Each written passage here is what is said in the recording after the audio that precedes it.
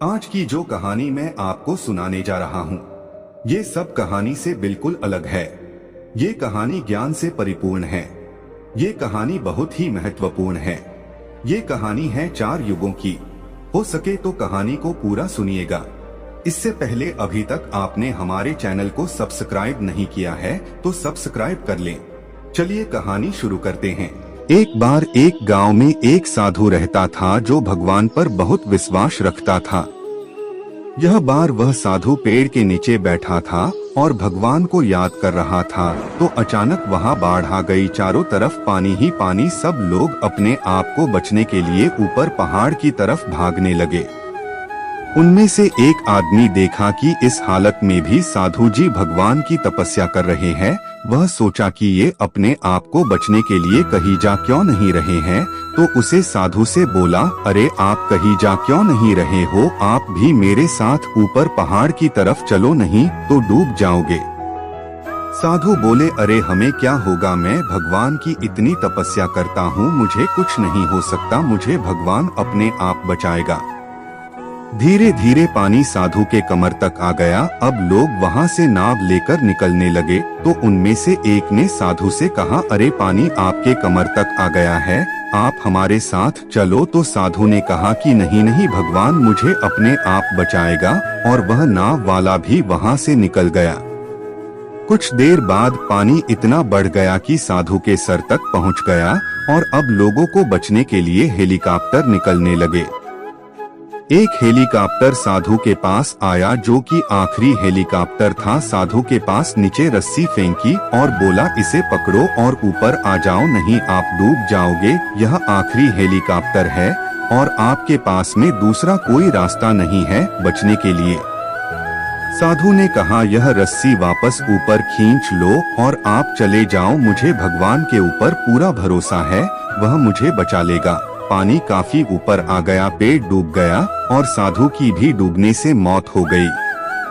भगवान बोले, मूर्ख इंसान, एक नहीं 3 बार आया था, वो तीनों बार मैं ही तो था। पहला पैदल, दूसरा नाव के द्वारा और तीसरा हेलीकॉप्टर के द्वारा, लेकिन तुमने मेरा एक भी अवसर पहचान नहीं पाया। पता नहीं किसका इंतजार कर रहा था।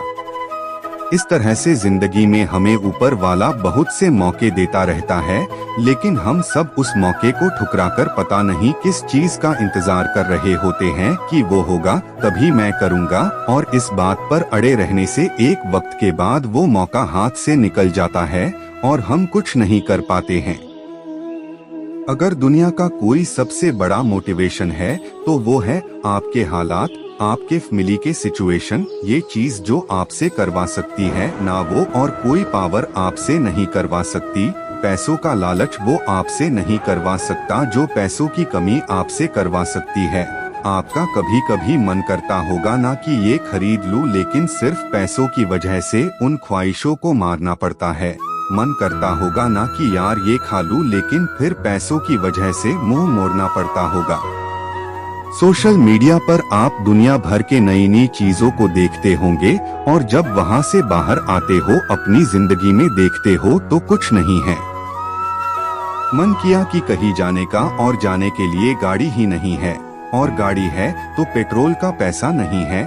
जितना हम दिन में कमा नहीं रहे हैं उससे ज्यादा खर्च हो रहा है। रात को चैन से सो नहीं सकते। सोने से पहले रोज टेंशन होता है कि मेरा क्या होगा और कुछ होगा भी या नहीं होगा।